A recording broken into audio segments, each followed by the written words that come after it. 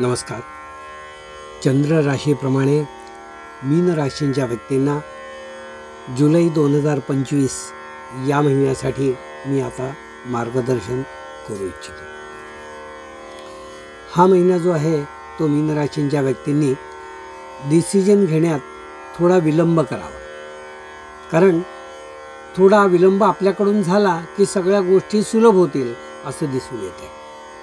कारण उतावळेपणे घेतलेले निर्णय जे आहेत ते तुम्हाला थोडे गोत्यात आणतील.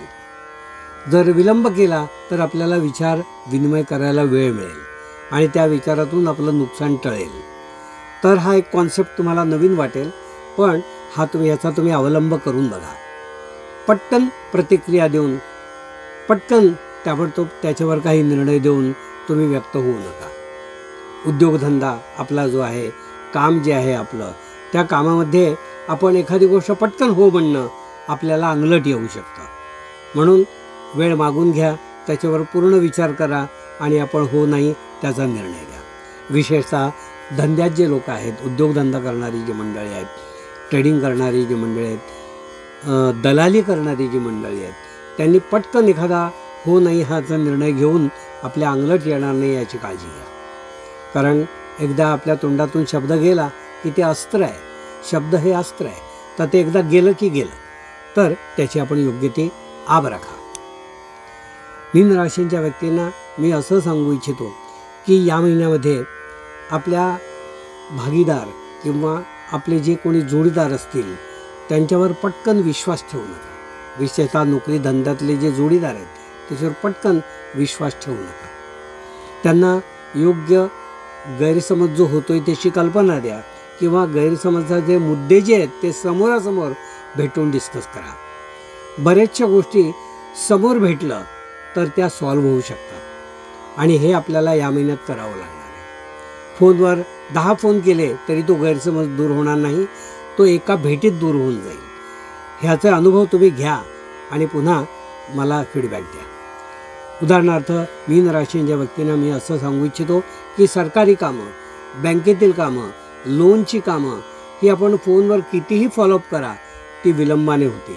पण जर आपण स्वतः प्रत्यक्ष गेलात तर तीच कामं तुमच्या 1 तासाच्या मीटिंगमध्ये तुमच्या मनासारखी होतील. याचा तुम्ही अनुभव घ्या असा सल्ला मी या ठिकाणी तुम्हाला देऊ इच्छितो.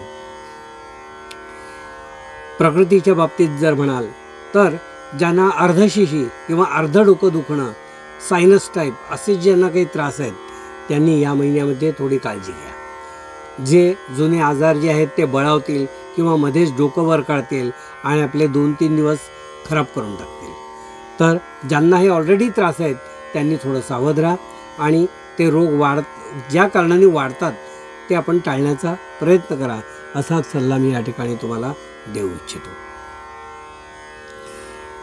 शिक्षण क्षेत्रात जी मुलं आहेत त्यांना मी असं सांगू इच्छितो की या महिन्यामध्ये आपला अभ्यास जो आहे तो तुम्ही जबाबदारीने करताय, पण तो आपण केलेला अभ्यास बरोबर आहे की नाही हे आपल्या सिनियरकडनं किंवा आपल्या शिक्षकांकडनं किंवा आपल्या घरच्या आईवडिलांकडनं किंवा घरच्या मोठ्या भावंडांकडनं एकदा चेक करून घ्या. कारण बऱ्याचशा गोष्टी आपण आपल्या पर्स्पेक्टिव्हने केलेल्या असतात, पण त्या करेक्ट आहेत की नाही हे तुम्हाला जर कळलं तर तुम्हाला उत्साह तुमचा द्विगुणित होईल आणि आणखीन अभ्यासात तुम्हाला इंटरेस्ट आणि गोडी लागू शकते.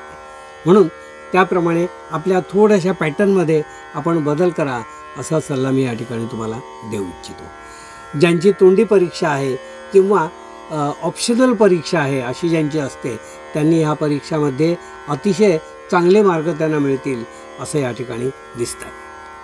मीन राशींच्या व्यक्तींना मी असं सांगू इच्छितो की या महिन्यामध्ये घरात आनंदाचं वातावरण राहील.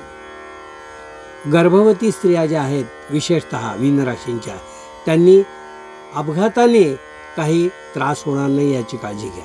म्हणजे आपल्या स्वतःला सांभाळा आणि अपघाताने काही दुष्परिणाम आपल्या गर्भावर होणार नाहीत याची काळजी घ्या. विशेषतः ट्रॅव्हलिंग करताना किंवा अन्य ठिकाणी सुद्धा. तर या विशेष तुम्हाला मी जागरूकता या मुद्द्यावर आणून देऊ इच्छितोय, त्यासंबंधी काळजी घ्यावी. मीन राशींच्या व्यक्तींना मी असं सांगू इच्छितो आपलं कुटुंब हे आपलं आहे आणि त्या आपल्या कुटुंबासाठी आपण मौज मजा त्यांना आनंदाचे क्षण त्यांना मिळवून देणं ही सुद्धा आपलीच जबाबदारी आहे. तर त्यासाठी आपण थोडा खर्च करा. कारण तुम्ही करत नाही असं मी म्हणत नाही आहे, पण तुम्ही उद्या परवावर ढकलता सगळ्या गोष्टी. तर तसं करू नका. आपल्या कुटुंबासाठीच्या गोष्टी ज्या आहेत त्या प्रायोरिटी बेसिसवर लवकरात लवकर करा, असाच सल्ला मी या ठिकाणी तुम्हाला देईन. एखादी पावसाळी सहल किंवा सगळ्या कुटुंबासहित कुठेतरी जाणे येणे अशा गोष्टींसाठी वेळ काढा आणि तो आनंद आपल्याला आणि आपल्या कुटुंबाला आपण अवश्य करून द्यावा, असा सल्ला मी या ठिकाणी तुम्हाला देईन. आपलं उत्पन्न जे आहे त्या उत्पन्नामध्ये काही बाधा दिसत नाही आहे, पण तरीसुद्धा जुनी येणी किंवा केलेल्या कामाचं येणं जे आहे ते आलं नाही म्हणून तुम्ही चिंतातूर असतात नेहमी. तर ते चिंतातूर राहू नका. तुम्ही केलेलं सचोटीचं काम आहे, तर आज ना उद्या तुम्हाला फळ निश्चित देणार आहे याची खात्री बाळगा. आणि आपल्या स्वतःवर विश्वास ठेवा आणि आपण एखादी गोष्ट करत राहा, असाच सल्ला मी या ठिकाणी तुम्हाला देऊ इच्छितो. गुप्त शत्रू किंवा हितशत्रूंच्या कारवाया ओळखा. म्हणजे अगदी एकत्र बसून जेवण घेणारे किंवा एकत्र नेहमी राहणारे असे लोक कदाचित तुमच्या वाईटावर असू शकतात, पण ते ओळखा आणि त्यांना वेळीच थांबवा, असा सल्ला मी या ठिकाणी तुम्हाला देईन. मीन राशींच्या व्यक्तींना मी या ठिकाणी असं सांगू इच्छितो, शिवकवच जे आहे ते रोज संध्याकाळी मीन राशींच्या व्यक्तींनी या महिन्यामध्ये वाचन करावं. हा तुम्हाला चांगला सल्ला मी देत आहे आणि या सल्ल्याचं तुम्ही पालन करा. आपल्या यूट्यूबच्या श्रद्धा चॅनलवर शिवकवच वाचन केलेलं आहे. ते तुम्हाला वाचायला जमलं नाही तर निदान ऐका किंवा समोर पुस्तक ठेवून ते ऐका आणि वाचा. असे दोन्ही प्रयत्न करा की याचा फायदा तुम्हाला निश्चितपणे होईल. हे होतं मीन राशींच्या व्यक्तींना मार्गदर्शन.